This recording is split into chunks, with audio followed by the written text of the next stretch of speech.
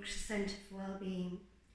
I'm doing this video today about the pelvic floor, as we find at the centre, while many people know about the pelvic floor, they know it should be exercised, there is actually a lot of uncertainty about how to do it properly and just misunderstanding of how we actually engage these deeper core muscles. So firstly, what is your pelvic floor? If you can think of your pelvic floor as the shape of a taut trampoline when it's in good condition. So you'll know there's a little bit of give and there's a little bit of bounce in that, but only a small amount of give. Unfortunately, many people's pelvic floor is more like a slack hammock, so you can probably visualize that in your mind's eye. If you do want to understand more about the anatomy, you can Google this. I'm not going to go into any great depth about anatomy. There's plenty of good information online. So what we need to understand then is how to draw up that pelvic floor correctly and how to exercise it.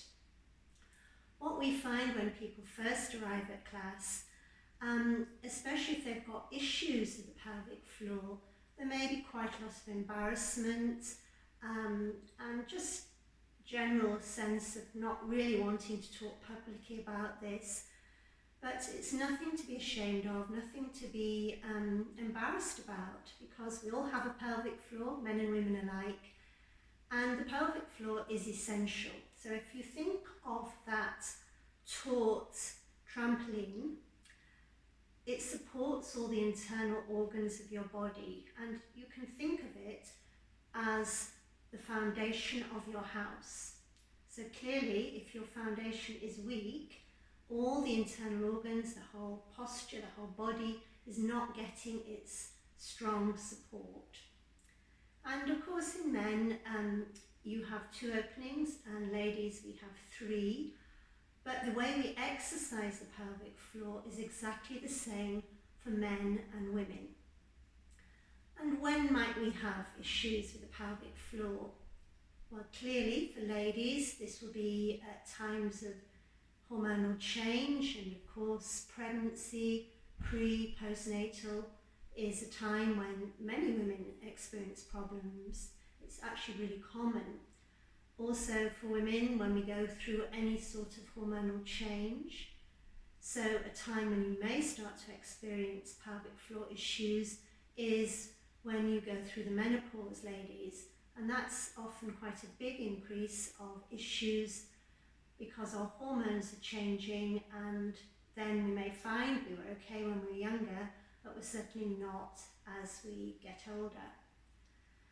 The other type of situations that may cause pelvic floor issues are being overweight or generally just having poor posture. So of course if we slump and we let the belly go and the spine go, we're not creating that strong corset, and our body has the capacity to act as a corset. We just need to know how to train it.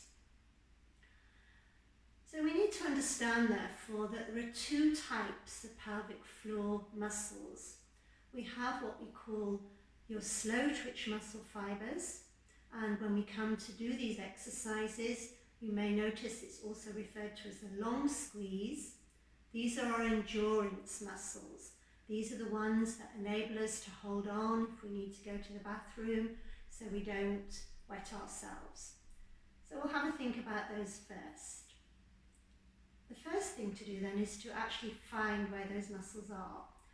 And if you'd like to take your hands to your belly, and initially we're just going to draw up, men and women alike, as if you're stopping urine mid-flow when you're going to the toilet. So just get the sense of squeeze and release. Squeeze and hold it and release. Now that is not an exercise, it's simply for the purpose of finding and becoming aware of which part of the body we want to exercise. So your muscles go from front to back, so like this trampoline effect going from your pubic bone to your tailbone. So we're going to draw those up. Ladies, we're thinking of drawing up and closing in the vaginal muscles, and gentlemen, you can think of visualize or drawing up on your scrotum. So for men, clearly you can look in the mirror and you can get a sense of the body lifting. For ladies, we have to think internally. There are different ways you can test this. I won't go into detail about that right now. So, the first thing to do is put your hands on your belly and draw up again. Now what we find very commonly when people come to class, they're pulling up much too hard and they're squeezing and the stomach's going hard, the buttocks are going hard, they're drawing the navel into the spine and almost like as if they've been punched, and very often that will transfer into the face, so the eyes are lifting up, the eyebrows are lifting and even screwing their face. None of that's correct. So we're learning to isolate the muscles, and this is an art in itself. So if we have our hands on our belly, we can check that we're breathing into the belly. So if the stomach goes hard, your buttocks go hard, you're not isolating your muscles.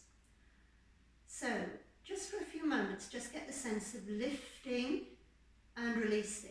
And you're going for your maximum contraction, squeezing and lifting, but not hardening your stomach or your buttocks or doing a pelvic tilt.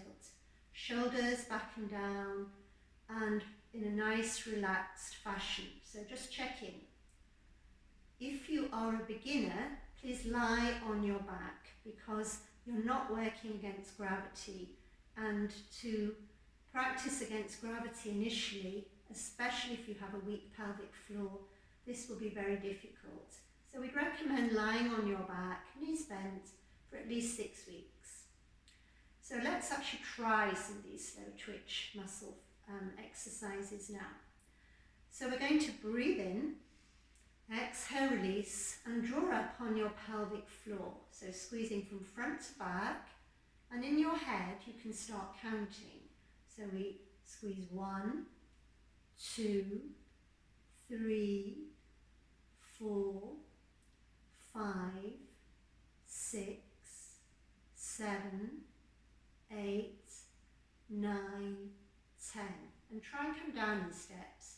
3, 2, 1.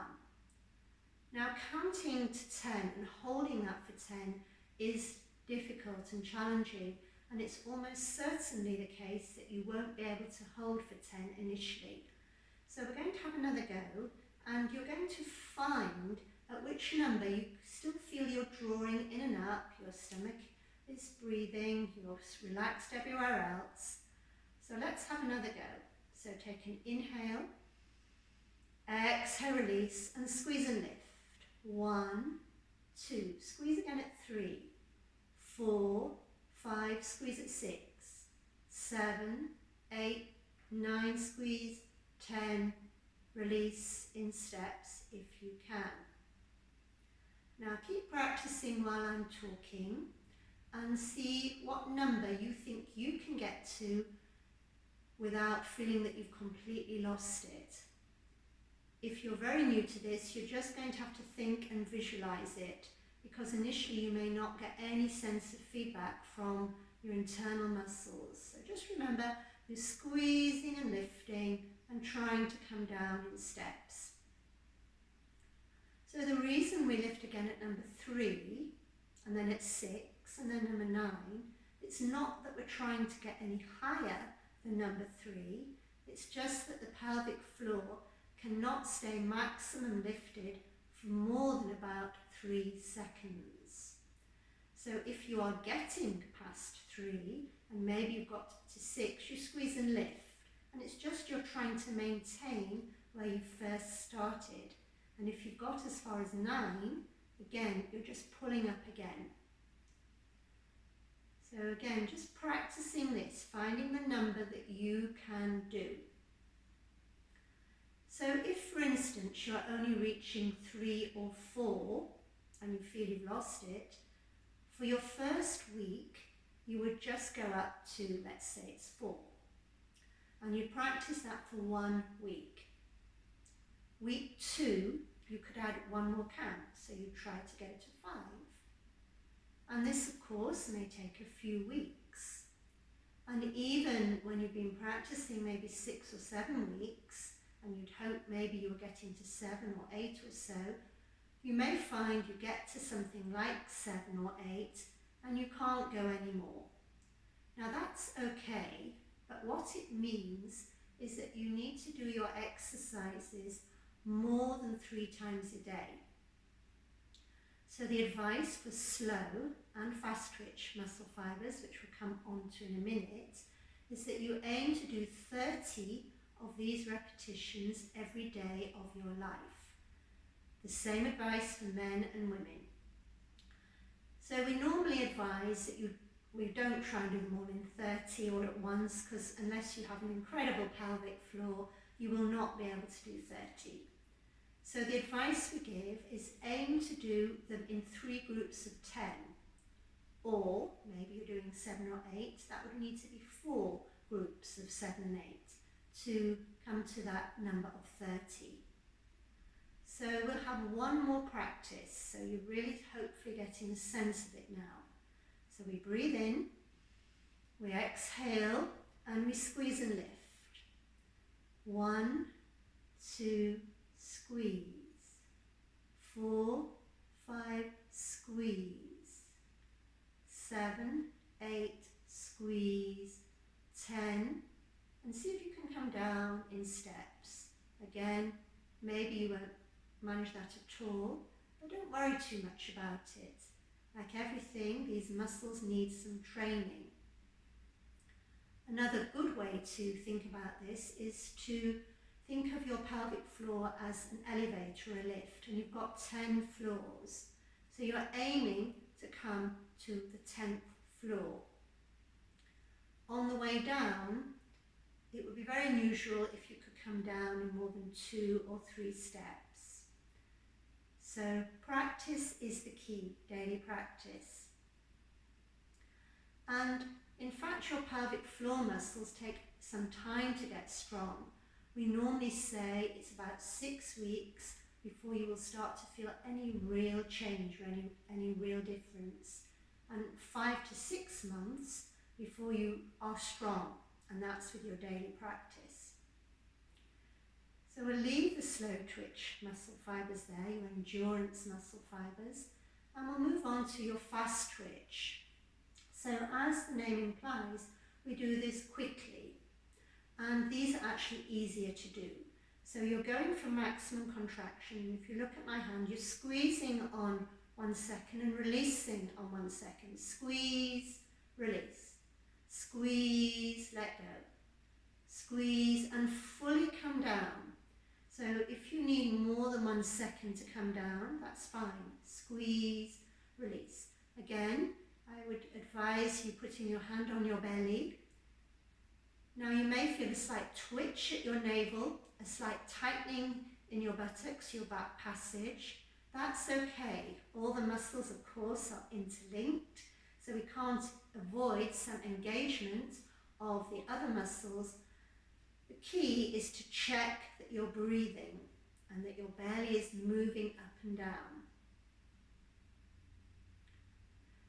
So quite quickly you will find that if you're practicing daily, you can reach your 30. It shouldn't take so long. And once you can do 30, we normally advise 2 or 3 times a week you try and do more.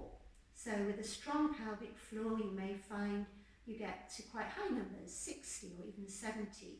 And you might find it's going quite well, you're squeezing, releasing, and then it will start to slow down, get weaker, and that's, of course, a sign that the muscles are fatiguing.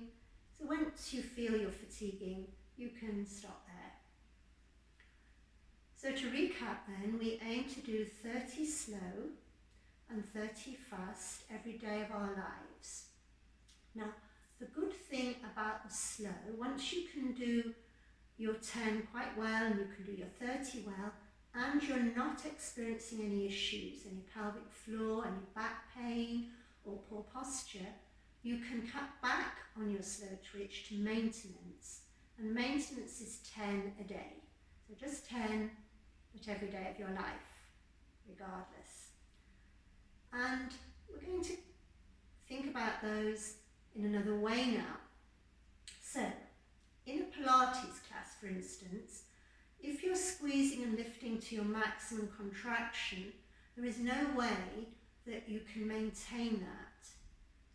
So if you think, for instance, of doing a Pilates plank or in any other form of exercise, you're in your plank, you have to pull up and squeeze quite strongly, and your core muscles, all of your muscles around your core, are going to be engaging more than what we normally refer to as about 30%. They're going to need to engage, squeeze and lift to about 70%. Now that's okay for a short period, but as you'll soon discover, you can't maintain that for any length of time. So the key then to a strong pelvic floor is to do your daily practice, but be able to maintain core muscles which act as the corset, as if your body's literally wearing a corset, and which are lifted to round about 30%. So you'll hear us talking about 30% in class.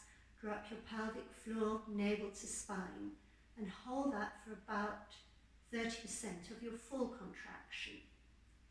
So a good way to find that is again to lift to 100, come down to about 50 and a little less. In actual fact, sometimes we talk about a mean of about 23.5% engagement. Now that's just a mean, but it gives you an idea, about quarter to 30% of what you could do. Now what we're trying to do is maintain that in daily life. So when you have a strong pelvic floor, your muscles will maintain that contraction in daily life. So you draw up and you draw in at your stomach and you have your natural curve. We refer to this as your neutral spine, your waist muscles, your oblique muscles, they're also lifting in and up. Your pelvic floor is lifted. So it's almost like a cylinder internally, a cylinder of supportive core muscles. So of course you can practice other fitness disciplines. We particularly would recommend Pilates, but knowing that you need to do these exercises separately, your pelvic floor. And it's not enough just to do your Pilates exercises, because if you haven't quite got that strength, what will happen is your, what we call your external, your global muscles, such as your rectus abdominis, your gluteals, they will take over. So when you pull up and squeeze and you feel your stomach, you feel your buttocks, those are your global muscles. So it's not that we're wanting to have those working all the time. And in actual fact, if you're constantly pulling up really hard on your pelvic floor, it can lead to a condition of chronic pain in the pelvic floor. A bit like if you squeeze your face, your head, your neck, you get migraines. And there is actually a very good book, if you think you may fall into this category, called A Headache in the Pelvis. And what they recommend for that condition is you do your Pilates, but you also do lots of stretching and relaxation exercises for this area. So we're not creating massive tension. And we offer that in our restorative yoga classes or our yin classes. That's, again, not something I will go into right now. So clearly, if you're having issues, you would go to your GP initially. And your GP would very probably want to refer you to a specialist physio. During the course of my teaching, which in Pilates is more than 20 years, more than 30 years in total, we've been fortunate to have 3 of the specialist physios in our class. And with 2 of them, we have done special seminars and workshops on the pelvic floor. So it's very helpful to have that knowledge, and I've been very fortunate that I've seen one of them for a one-to-one and even had the pelvic floor ultrasound. It's really interesting. You can see it getting bigger and blacker on the screen, so you know how to, if you're doing it correctly. So we're fortunate we have some specialist knowledge here. Clearly, if you are experiencing issues, ideally you get that referral to your specialist physio, but then it's very probable and likely they will refer you to a class where your teacher has specialist knowledge of the pelvic floor. And of course, this will help you. Now, the interesting thing is if you do have more severe issues, and maybe you have a prolapse, maybe you need some repair work, at least in Harrogate, you will not have that operation until you've done at least 6 weeks of pelvic floor training. And this makes sense because if you're not going to do your own pelvic floor exercises, there's no way that just that repair work, which is obviously going to draw up the pelvic floor and bring it into tightness, but if you go back to habits of slumping, not bothering to exercise, then it's almost certain that those issues may reoccur, maybe not as severely, but you will need to do your exercises before any surgery and post. And of course, ideally we want to avoid surgery. And the really good news is that you can correct many issues with regular practice. So if there are problems, then do your practice. It's essential for all of us. So that's a fairly quick run through how to exercise the pelvic floor. There is particular exercises we can give to you if you're pregnant or postnatal, but that's not something I will go into on this video. If you have any questions or queries or anything I've said that's not been clear, please feel free to contact me at the centre and I'll be happy to help. You can send an email or you can FaceTime or WhatsApp, whatever works for you.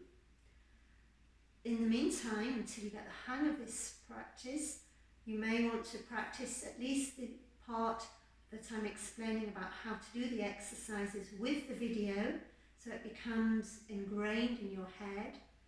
There are some good apps. There's one called Squeezy, and that's really good because you can see this representation. But if I haven't covered anything, as I say, please get in touch. I hope you found that helpful. Thank you for listening. Take care, stay safe. Namaste.